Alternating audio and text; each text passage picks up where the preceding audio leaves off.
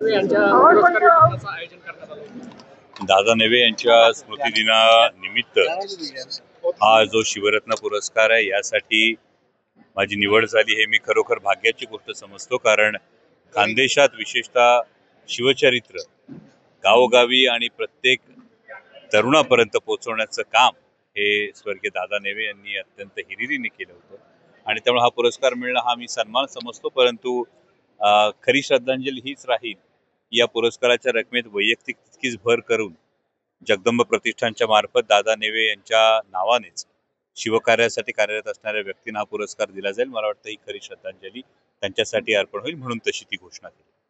राजकीय प्रश्न आहे, वाघ्या कुत्र्याच्या विषयावरून गोपीचंद पडळकर यांनी शरद पवार यांना माझी एक विनंती आहे की पवारांनी त्यांचा पक्ष अजित पवार यांच्याकडे दिला आहे, आता शरद पवार यांच्याकडे पावला वेळ आहे, त्यामुळे त्यांनी 2 वर्षात तसा इतिहास लिहावा असा टोला पडळकर यांनी मारला। बोलणाऱ्या व्यक्तीची उंची किती आणि पात्रता किती यावर प्रतिक्रिया देणं महत्वाचं असतं असं मला वाटतं।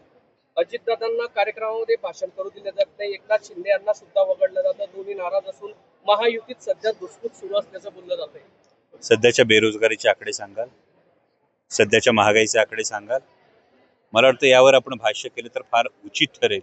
कोण काय म्हणालं, म्हणजे लहानपणी शाळेत प्रश्न असायचा कोण काय म्हणालं, याच्यावरच जर लोकशाहीचा चौथा स्तंभ अवलंबून राहायला लागला तर मग आपण लोकशाही सुदृढ कशी करणार।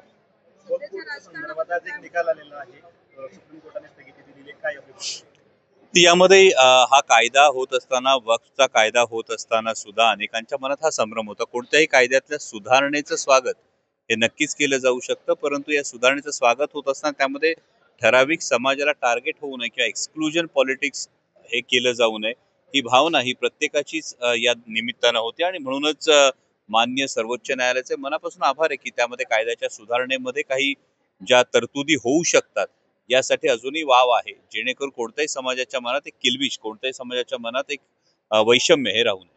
मराठी बरोबर हिंदी भाषेची सक्ती करण्यात आलेली आहे, यावरून राज ठाकरे संतापले की हिंदीची सक्ती टाकून घेतली जाणार नाही। हे बरोबरच आहे की प्रत्येक भाषा ही असणं आवश्यक आहे, परंतु त्याचबरोबर भाषेची सक्ती करण्याची आवश्यकता काय आहे। मग महाराष्ट्रातले जे सत्ताधारी आहेत, जे सत्ताधारी पक्षाचे जे लोक आहेत, यांना मराठीविषयी प्रेम नाही राहिलेलं का? यांना ही सक्ती मान्य आहे का की हे एवढं आपण लाचार झालो आहोत? म्हणजे भीमथडीच्या तट्टांना यमुनेचे पाणी पाजा म्हणणारे आम्ही दिल्लीवरून आलेला आदेश हा लगेच आम्ही मान झुकवून स्वीकारणार आहोत का? मग ही दक्षिणेतल्या राज्यांना का नाही सक्ती लावतायत? मग असं असेल तर भाषेचं स्वागतच आहे, भाषेचा दुस्वास कुठेच असणं कारण नाही, परंतु ती सक्ती असू नये हेच आमचं म्हणणं आहे। जामखेड मतदारसंघात अजित पवारांचे भावी मुख्यमंत्री म्हणून बॅनर लागले। उपमुख्यमंत्री आहेत आता अनेक वर्ष, आदरणीय दादा हे राजकारणात आहेत आणि त्यामुळे जर त्यांच्या कार्यकर्त्याला वाटत असेल भावी मुख्यमंत्री, उद्या तुमच्या वाढदिवसाला जर ज्या चॅनलसाठी तुम्ही काम करताय त्याचे भावी संपादक असं जर बॅनर लागला तर वाईट काय वाटायचंय? तुमच्या कार्यकर्त्याची भावना आहे। वाघ्या कुत्र्याला हटवण्याच्या मागणीवरून समिती स्थापन केली जाणार असल्याचं फडणवीसांनी सांगितलंय। संभाजीराजे म्हटले आपण फडणवीसांना या संदर्भात भेटू, अमित शहा रायगड दौऱ्यावर येणार होते म्हणून शांत बसलो होतो असंही संभाजीराजे म्हटले। का शांत बसला होतात हा साधा सरळ प्रश्न आहे ना। केंद्रीय गृहमंत्री येणार होते, तिथेच एक घाव दोन तुकडे झाले असते ना। विनाकारण देशासमोरच्या, राज्यासमोरच्या महत्वाच्या प्रश्नांकडून विषयांतर करून इतर विषय समोर आणण्याचा तर हा कोणी पडदे आडून हा डाव खेळत नाही ना, हा संशय इथे अशा वेळी यायला नक्कीच वाव राहतो। श्रीगोंद्यामध्ये नाही, खरोखर मी आता जी उत्तरं दिली यामध्ये प्रश्न विचारणाऱ्याच्या विषयी पूर्ण आदर आहे, परंतु कुठल्या विषयांवर आपल्याला बोलावं लागतं इथेच सध्याच्या एकूण राजकीय परिस्थितीविषयी, आजची शेतकऱ्यांची परिस्थिती त्याविषयी आम्ही बोलत नाही आहोत, आजच्या युवकांच्या बेरोजगारीविषयी आम्ही आज बोलत नाही आहोत, आज आर्थिक मंदीची जी परिस्थिती आहे, एकूण जे ग्लोबल पॉलिटिक्स आहेत, या ग्लोबल पॉलिटिक्सचा नक्की देशावर काय परिणाम होणार आहे यावर आम्ही बोलत नाही आहोत। ज्या स्टार्टअप इंडियाचे ढोल वाजवून ज्या योजनेची सुरुवात झाली, यानंतर माननीय मंत्री महोदय स्वतःच स्टार्टअप का महाकुंभ मध्ये या योजनेचं काय फेल्युअर आहे याच्यातली एक एक गोष्ट बोलून दाखवत आहेत। तर या तरुणाईचं नेमकं भवितव्य काय याविषयी बोलण्यापेक्षा अमुक एका व्यक्तीने काहीतरी सनसनाटी विधान करायचं आणि त्याच्या मागे आम्ही पळत राहायचं आणि जे जनतेसमोरचे, तरुणाई समोरचे, शेतकऱ्यांसमोरचे महत्वाचे प्रश्न आहेत हेच दुर्लक्षित करायचं, हे कुठेतरी नैराश्य आणणार आहे।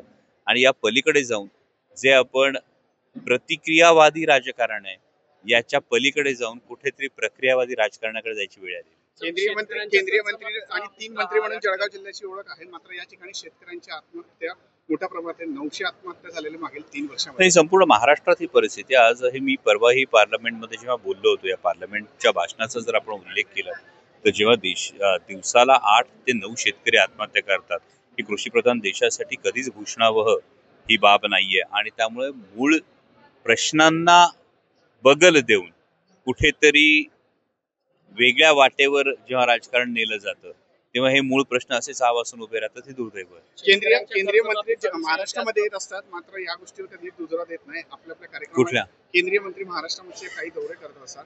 उदाहरण अमित शहानी दौरा केला होता मागच्या काळात. मात्र कुठलाही शेतकरी किंवा कुठल्या विषयावर ते ठोस बोलत नाही. दौरे करतात महाराष्ट्रात. हेच दुर्दैव आहे. आणि त्यामुळे महाराष्ट्रातल्या सत्ताधाऱ्यांनी ज्या सत्तेत आहेत, आज एक मुख्यमंत्री, 2-2 उपमुख्यमंत्री आहेत. आणि कालच माननीय मुख्यमंत्री देवेंद्रजी फडणवीस यांनी डबल इंजिनचा बूस्टर डोस असं म्हटलंय. आणि डबल इंजिनच्या बूस्टर डोसला जर शेतकऱ्यांच्या व्यथा सोडवता येत नसतील, डबल इंजिनचा बूस्टर डोस जर तेवढ्याच घाईघाईने शेतकऱ्यांच्या कर्जमाफीवरून युटर्न मारणार असेल, डबल इंजिनचा बूस्टर डोस जर लाडक्या बहिणींना वेगवेगळे निकष लावून ज्यांनी आशेने तुम्हाला मतं दिली, ज्या योजनेचा तुम्ही गवगवा केलात आणि म्हणून त्यांनी तुम्हाला मतं दिलीत, आता मात्र त्याच्यामध्ये बरोबर जी छटणी आहे ही काटछाट ही त्यांच्या याद्यांमधली ही डबल इंजिनचा बूस्टर डोस जर करत असेल तर माझी विनंती एवढीच आहे की डबल इंजिनच्या या बूस्टर डोसमध्ये एवढा स्वाभिमान असावा की महाराष्ट्राचे प्रश्न हे ठामपणे केंद्रातल्या मंत्र्यांसमोर, केंद्रासमोर मांडण्याचा हा डबल इंजिनच्या बूस्टर डोसमध्ये हा ठामपणा यावा, या शुभेच्छा आहेत. महिलांचा सन्मान असतो. मात्र निवडणुकीच्या आधी 2100 रुपये जाहीर करायचं बोललं होतं. मात्र एप्रिल महिना आलेला आहे, अद्यापही महिलांना 1500 रुपये सत्ता मिळते. डबल इंजिनचा बूस्टर डोस, कशा पद्धतीने डबल इंजिनचा बूस्टर डोस. मला गंमत हीच वाटते की तुम्ही हे प्रश्न सगळे जे विरोधकांना विचारतात, हे डबल इंजिनच्या बूस्टर डोसला विचारा ना हे प्रश्न, की महाराष्ट्राचे प्रश्न हे ठामपणे केंद्रातल्या मंत्र्यांसमोर, केंद्रासमोर मांडण्याचा हा डबल इंजिनच्या बूस्टर डोसमध्ये हा ठामपणा यावा, या शुभेच्छा आहेत. महिलांचा सन्मान असतो. मात्र निवडणुकीच्या आधी 2100 रुपये जाहीर करायचं बोललं होतं. मात्र एप्रिल महिना आलेला आहे, अद्यापही महिलांना 1500 रुपये सत्ता मिळते. डबल इंजिनचा बूस्टर डोस, कशा पद्धतीने डबल इंजिनचा बूस्टर डोस. मला गंमत हीच वाटते की तुम्ही हे प्रश्न सगळे जे विरोधकांना विचारतात, हे डबल इंजिनच्या बूस्टर डोसला विचारा ना हे प्रश्न, की ज्या माता भगिनींना 2100 रुपये, आज मे महिना आलेला आहे तरी सुद्धा ते 2100 रुपये तर आता येऊ घातला ना मी, तर तुम्हाला अजूनही त्या 2100 तर सोडाच, पण आहे त्या संख्येतही कमी जे होत आहे, जर ज्या डिस्क्वालिफाय होत आहे, मग तेवढ्या लाडक्या बहिणींची मतं तरी परत करून टाका ना. त्यांचा जर यादीत समावेश नाही तर त्यांची मतही परत करून टाका. लगेच महाराष्ट्राचा निकाल बदलेल. आपल्याकडनं सल्ला आहे, आपल्या वतीनं सल्ला आहे सर, आपल्या वतीनं सल्ला आहे. साधी महत्वाची गोष्ट आहे सर, यामध्ये लाडक्या बहिणींच्या बरोबर दाजींच्या शेतमालाला भाव नाही. दाजी आजही कर्जमाफीसाठी वाट बघतायत. त्यामुळं लाडक्या बहिणींची काळजी तर घ्याच, पण दाजींना ज्या कर्जमाफीचं प्रॉमिस दिलं होतं, जे वचन दिलं होतं, ती कर्जमाफी सुद्धा ही भावना आहे. सर, शेवटचा प्रश्न आहे. जळगाव जिल्ह्यामध्ये अवकाळी पावसामुळे शेकडो हेक्टरवर शेतकऱ्यांचं नुकसान झालेलं आहे. एकीकडे पंचनामे होत नाही आणि दुसरीकडे शेतकऱ्यांचा जो कर्जमाफीचा प्रश्न होता तो देखील सरकारने प्रलंबित ठेवला आहे. कुठेतरी सरकार शेतकऱ्यांकडे आपण ज्याला म्हणतो की दुर्लक्ष करतो. अवकाळी पावसाचं हे यामध्ये खरं तर जे क्लायमेट चेंज आहे, म्हणजे परवा आमच्याकडे शिरूर लोकसभा मतदारसंघामध्ये सुद्धा जुन्नरमध्ये प्रचंड मोठ्या प्रमाणावर गारपीट आणि अवकाळी पाऊस झाला, नुकसान झालं, परंतु तातडीनं पंचनामे झाले. मी स्वतः उभं राहून पंचनामे हे त्या ठिकाणी करून घेतले. आणि मात्र जी नुकसान भरपाई आहे, आज त्या नुकसान भरपाईची जर रक्कम आपण बघितली तर ती अगदीच तुटपुंजी आहे. म्हणजे फळबागांसाठी जवळपास आत्ताच्या निकषांनुसार 27,000 रुपये पर हेक्टर ही मदत अत्यंत तुटपुंजी आहे. त्यामुळे अशा केसेसमध्ये सरकारनं खरं तर काळजीपूर्वक जास्तीत जास्त नुकसान भरपाई मिळेल अशा पद्धतीनं सरकारनं पावलं उचलायला हवं. सर, एक शेवटचा प्रश्न आहे. जंगली रमी असो या इतर खेळ असो, ऑनलाईनचे, यामधून मोठ्या प्रमाणात युवकांची आत्महत्या होत आहेत. आणि पण मात्र सरकार, केंद्र सरकार असो, राज्य सरकार कुठेही याकडे लक्ष देत नाही. कुठेतरी साठलोटा असल्याची चर्चा देखील चाललेली आहे. नेमकं आपण काय सांगणार युथ आहात? नाही, यामध्ये आपण जर बघत असाल तर यातला मी स्वतःसाठी केलेली जी नियमावली आहे, यामध्ये मी कुठल्याही याची जाहिरात कधीच केलेली नाही. म्हणजे अनेक सेलिब्रिटीज, अनेक कलाकार या संदर्भातली जाहिरात करत असले तरी सुद्धा मी स्वतः अशा कुठल्याही प्रोडक्ट्स एंडोर्स करत नाही.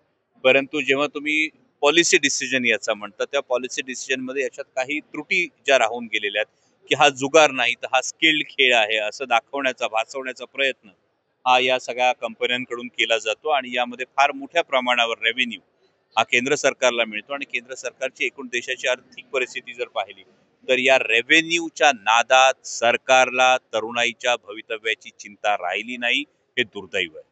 सरकारला या जंगली रमी त्यानंतर ड्रीम 11 याच्यामधून मिळणारा रेव्हेन्यू दिसतो, पण या पोटी बर्बाद होणारी जी तरुणाई आहे, या पोटी कित्येक जण आत्महत्येच्या सारख्या पाऊल उचलण्यापर्यंत जातात. दुर्दैवानं सरकारला हे चित्र दिसत नाही. त्यामुळे सरकारने जागा व्हावं आणि याविषयी कठोर पावलं उचलावी ही आमची नेहमीची मागणी. थँक्यू.